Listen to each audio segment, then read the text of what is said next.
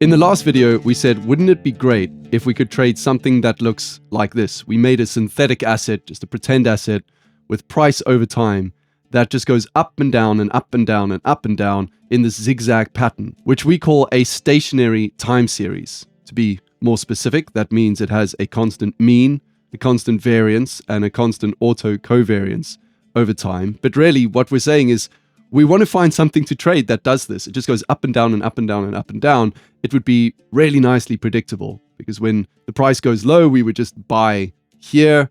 And when the price goes high, we would just sell over there. And this up and down zigzag pattern, we said that if the asset doesn't need to be differenced, in other words, its price at this time doesn't need to have the prior time periods subtracted from it in order to get rid of trends and all sorts of things.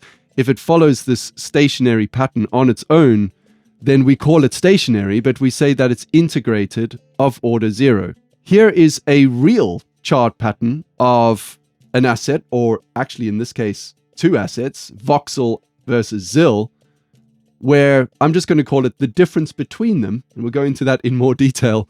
The difference between them right now is going up and down, up and down, up and down in all these zigzag patterns. This is real. Here actually is voxel versus ZIL. You can see that exact pattern over here, this blue line going up and down, up and down, and up and down. In fact, here's the prices of those two assets on their own, and then here's that relationship between them that we've modeled. So you can actually find these. Side note, what's actually crazy about crypto is there's a ridiculous number of these, as a lot of you will well know.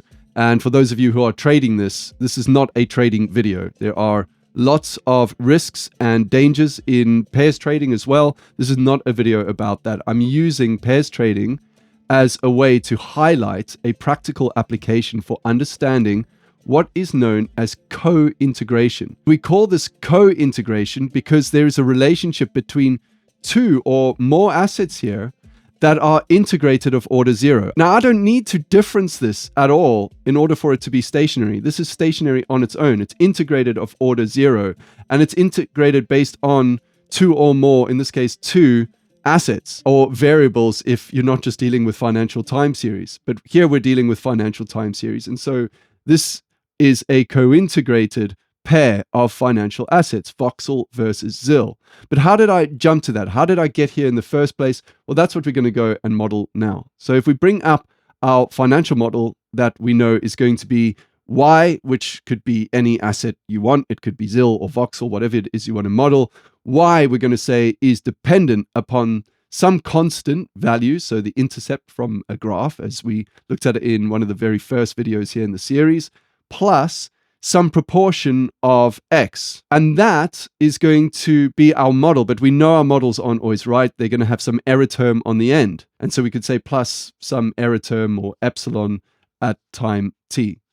And our prediction is always going to be alpha plus the proportion beta, in this case, times X. But we know that we will have our residuals here, our error term or our market shocks, which are equal to Y at time t minus our alpha plus our proportion of X. So Y minus the Y estimate, we could write it as well. Co-integration doesn't mean you have to follow this exact same formula. Co-integration basically means that there can be any linear relationship between these two assets, that if it follows an integrated of order zero, so it doesn't need to be differenced, if it follows this stationary zigzag pattern, in other words, if it just goes up and down, up and down, up and down, nicely, and it's not filled with trends and all sorts of weird things, then this is a co-integrated pair. So just take note of that. It doesn't have to be this exact formula I've laid out here, but this is a more simple way to enter this and understand what's actually going on. It's also the way that a lot of practitioners are using. It's the way that things are taught, and it also makes intuitive sense. We're trying to understand what the balance between two assets are. If they have some kind of relationship between them, that is essentially mean reverting. So we could draw this epsilon sub t out. Let's say the errors are doing this. They're going up and down and up and down and up and down and up and down in this zigzag pattern. Well, what does that mean? That means that when this number is very low, that our proportion of X, so our beta times X, I'm going to ignore the constant for now because it's actually irrelevant in this context for what I'm about to explain, that some proportion of X must be a lot greater than Y, because y minus that proportion of x is what's essentially getting us to this very low number here below. When I say low, by the way, I mean below its mean. So this must mean the value of y is quite low right now in terms of the value of x, given these two things have a long-term relationship. And so somebody speculating on this, a trader, might say, okay, great. Well, all I'm going to do is go long on y and short on x. That way, it doesn't matter what the market does, because I'm market neutral then at this point, because these ships that I'm trading will raise and lower with the tide together. That's fine. I'm market neutral. I'm going long on one, short on the other. So market direction has no impact here. But these assets converging does have an impact. That's where I make my profit. If the prices now converge again, in other words, the spread normalizes back to zero, or reverts, I should say, back to zero, then I can close my trade. They've reverted and I've made profit. Now, of course, you can make a loss as well, because whatever pushed them apart in the first place, these two ships, maybe they're now firing cannons at each other and, they're getting blown out of the water, one of them, whatever. You get the point. They can also drift apart. And so that's where the risk actually comes in here. So this is not a risk-free trading strategy by any stretch of the imagination. I don't believe there's a trading strategy that is completely risk-free. But this is one example of how you might use co-integration for trading. You're trying to find this long-term relationship between these two assets. Of course, the opposite is also true. When this error term goes really high, that would suggest that your Y asset, which could be voxel or ZIL, whatever you're modeling as the Y asset, could be really high compared to the other one in terms of its value. And so you might want to go short on that one and long on the other. And that's known as going short on the spread. Again, you're market neutral, same rules apply. Now you'll notice I'm using this word spread and error terms and residuals interchangeably. Here's the difference between them. Nothing.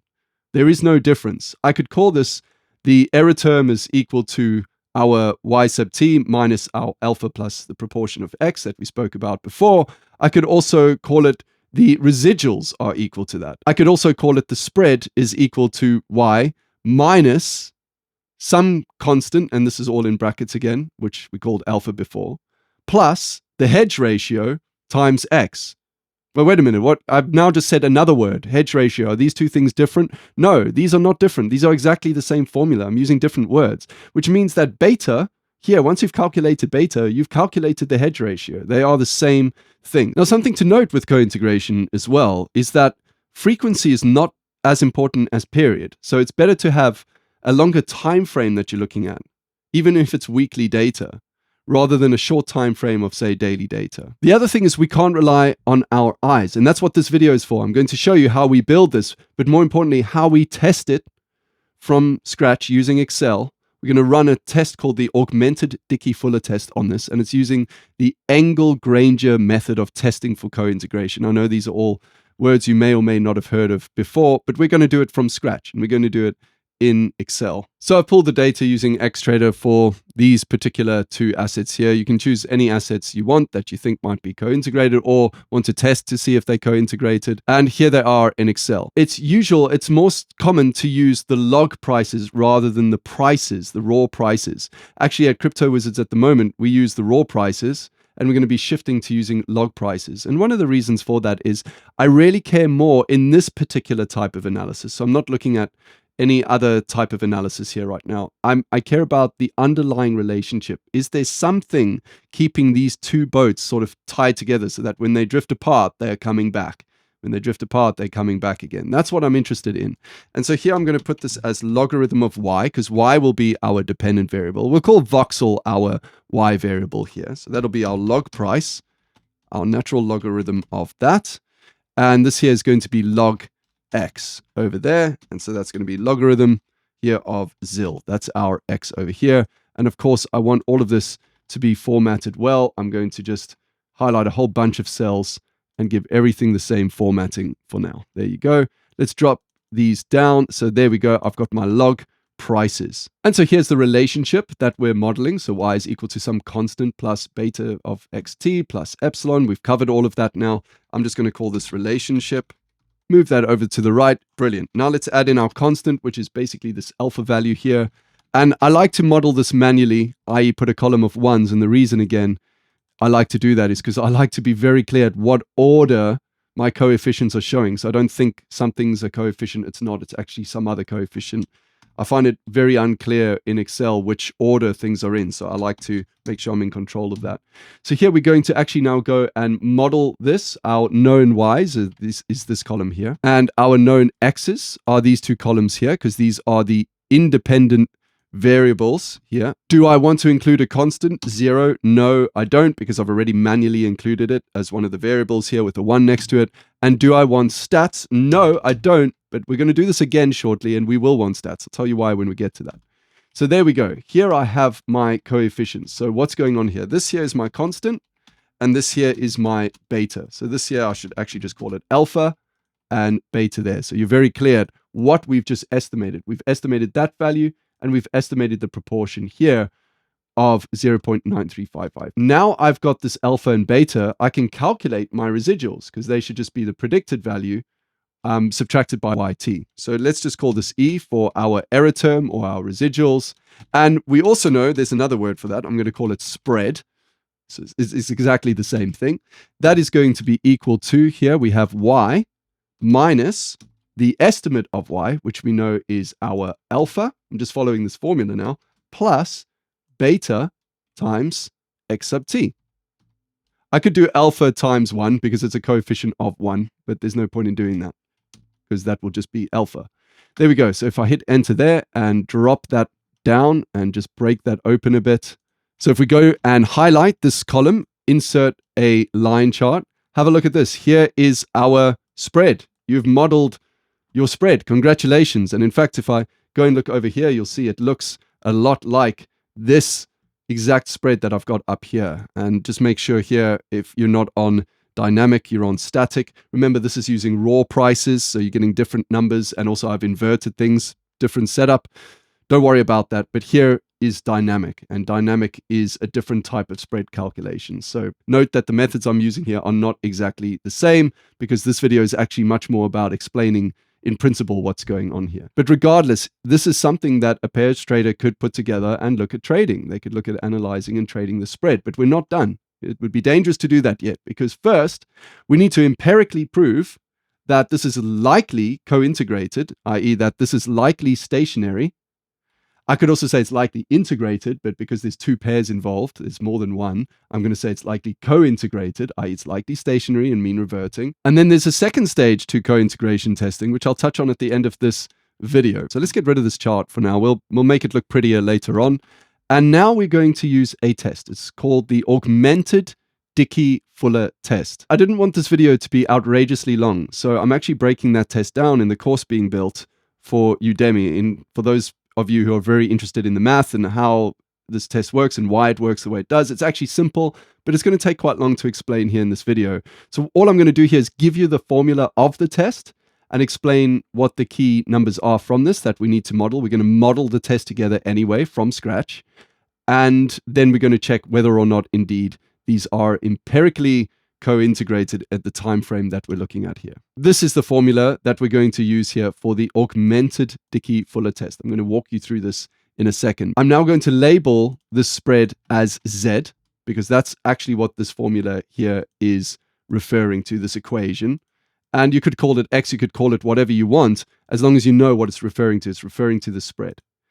And the test goes as follows. Essentially what we're doing is we're modeling the change in the spread, so we'll call that delta Z, which will be equal to some constant, again, some intercept value, plus a proportion we'll call gamma of the prior lag. So that one lag of Z sub t minus 1, plus some proportion, we'll call it phi sub 1, of a lagged delta of Z. So again, this is just the change in Z. And you can have as many lags as you want, right? So I could go all the way up to, say, phi sub q delta Z sub t minus q. I know this sounds really odd with all these T's and Q's and all of that going on, but I'm going to be building this with you in Excel. It's all going to click into place. Plus some error term. I've not called this epsilon here. I've called it eta, which is this funny looking N symbol, just so that you know it's a totally separate set of residuals or error term that we're working with here at some time t. And so the test here for stationarity, and this is the Engle Granger test, is to take this spread that we've worked out from some linear combination of these two assets of y sub t is equal to alpha plus beta x plus our error term, and to take that error term, those residuals, and perform this Augmented Dickey Fuller test on it. This is the Engle Granger test for cointegration. And so that's what we're going to go and do over here. We're going to go and build this out now. So I'm going to create some columns here, and I'm just going to bring this formula out here now so I can see it. And so the first thing I need is my delta ZT, which is this value here. I'm going to bring in my constant as well. So I'll actually bring that in at the end. I like to have that on the end of my data. And then here I'm going to have Z sub T, and I'm going to call that T minus 1. So I'll call that L1 for lag. It's one lag. And then here I'm going to have my delta. So again, delta, and that's ZT, and that's lag 1, because this is now one lag of this delta, whereas this is just one lag of our spread. And then here, this is going to have 2 lags. I'm going to do 2 lags here for this. I'm not going to do more than that. And then I'm going to talk about why 2 is enough. It might not be enough. You might need more lags. I'll talk about why that is later on. And then, of course, I'm going to have my constant here, which is going to be essentially our C. So if I bring those down and actually just write what these are here. This here is C. That's our constant. That's what the coefficient is for our constant, which is just a column of 1s. And in fact, let's go and neaten all of these up here. Our coefficient for the lag 2 is actually just phi 2, like such. And then here, this will be phi 1. And this here is gamma. Those are our coefficients, and those are the data points that we're actually going to be trying to estimate those coefficients on. So delta ZT is very simple, just that minus that. That's all delta means. It just means the change.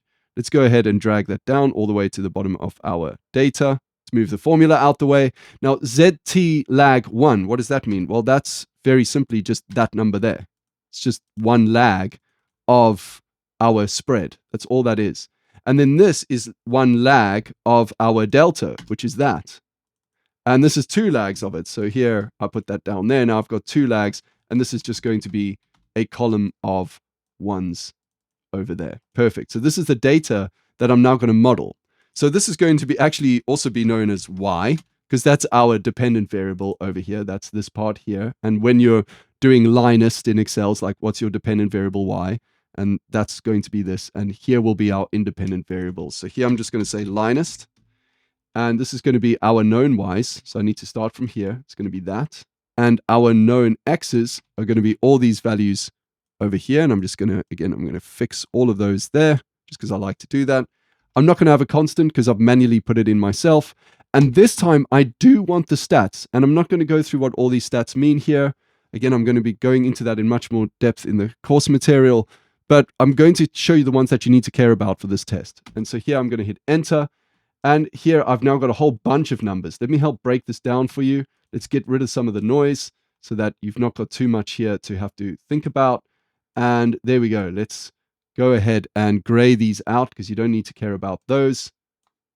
And let's break these open here nicely. Perfect. So this here is my constant C. This here is my phi 2. This here relates to phi 1. And when I say this, I mean these 2 cells here. These other ones don't. These don't relate to any of this. You can ignore these. That's why I've put them in light gray. This here is gamma. And this last one would be a constant if we told it to include that, but we've forced it to do it our way. And there's our constant, there's our gamma. Let's go and highlight those over here now. There's our alpha and beta from before. And also just remember that beta up here, by the way, is the hedge ratio of the spread. This beta is the hedge ratio. So I've got 2 rows over here. What do they actually mean? Well, I'm just going to get rid of this column here.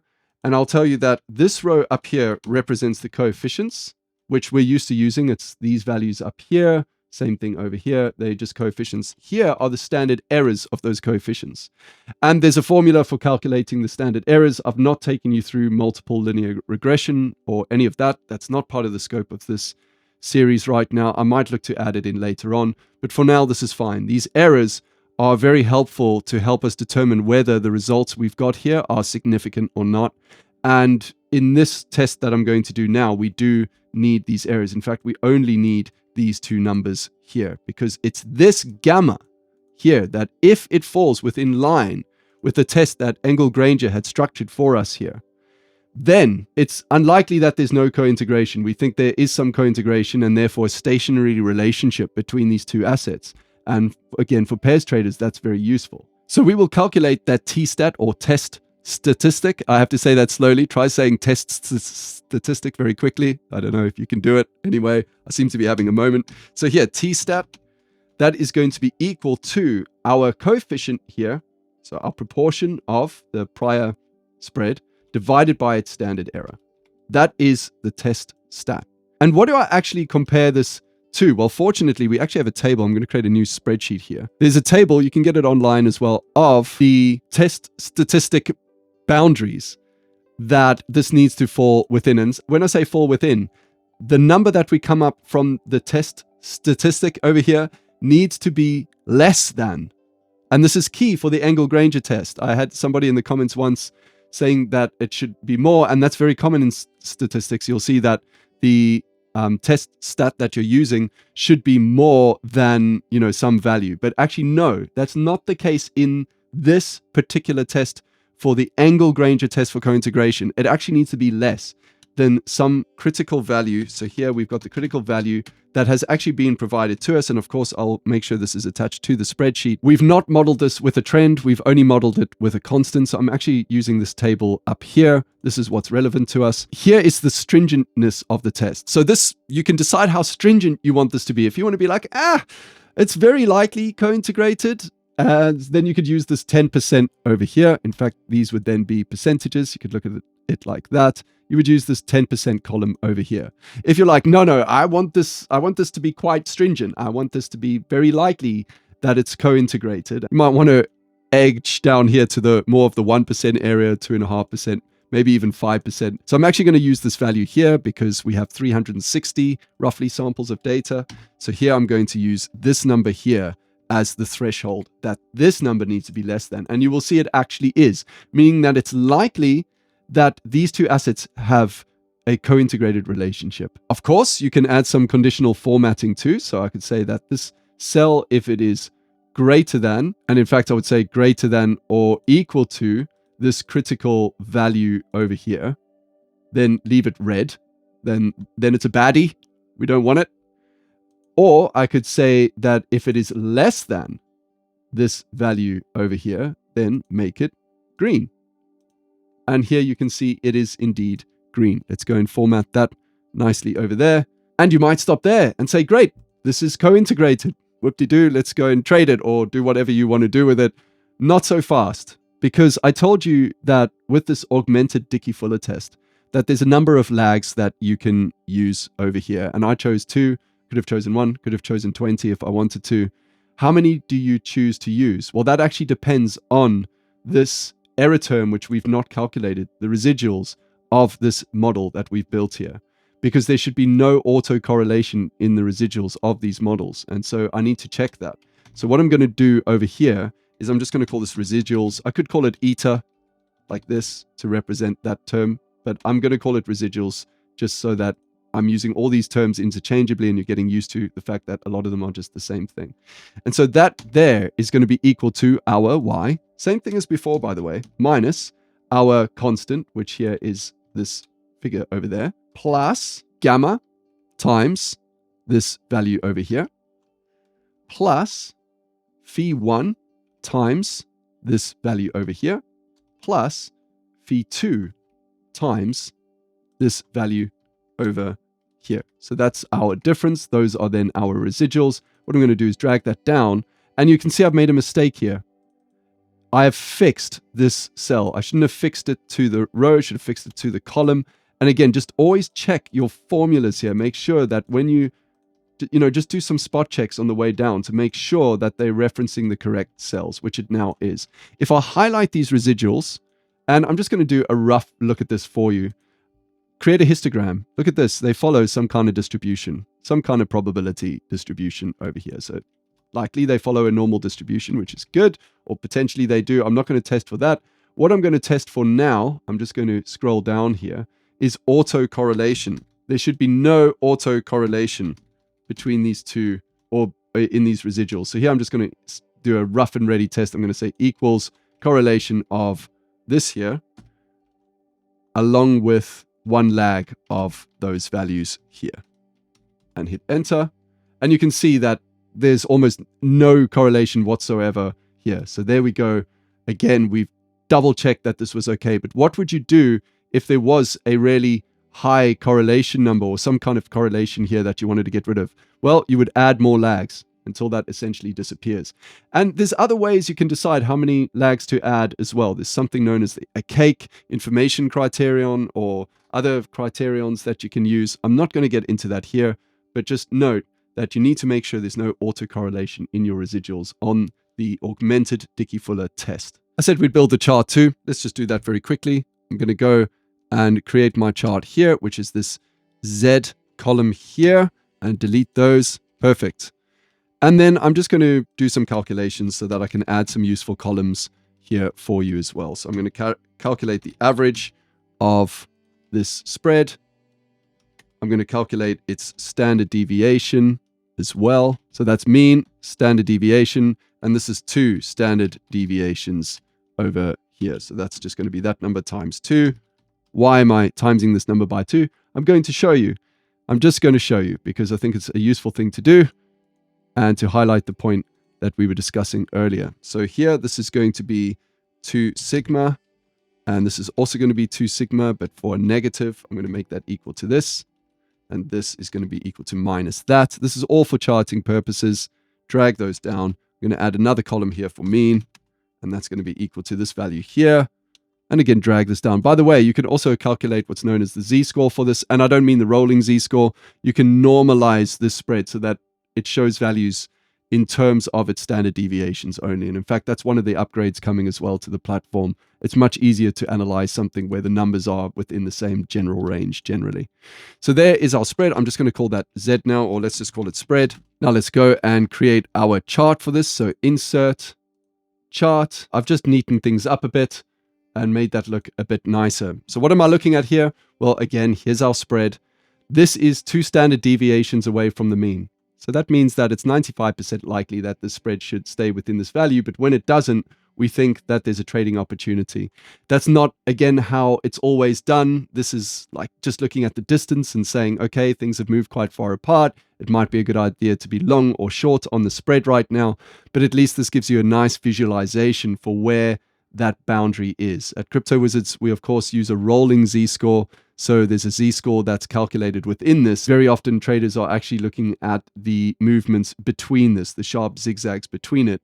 And you'll see when you do a lot of back testing and testing with your data, you'll see that very often that actually makes a lot of sense. Of course, it doesn't stop here. The second stage of co-integration testing, which I'm going to be discussing with you in the future, is really now to analyze the spread. How quickly does it actually revert back to its mean? How do the individual assets behave around the changes in the spread?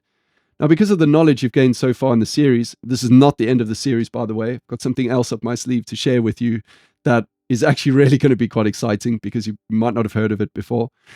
But nonetheless, we can model the spread. We can model the individual assets. You have the knowledge on how to come up with different ideas for how do I go and analyze how these assets behave with the spread. You can do your own analysis on that. You've got the tools to do it. Go back and watch some videos if it helps you to refresh your memory. But also, actually, in fact, just wait there a second. Co-integration is a big topic. I've got a ridiculous number of books that cover this in detail, but this book here in and of itself, I'm not going to recommend it to you because I don't know what your walk is, but just look at how much material is here on this topic, just in this one book alone. There's many tests for co-integration, not just one, but this is a very useful one. It's a very commonly used one. I hope that you now understand co-integration better than you've even ever wanted to. Till the next one, take care and talk soon.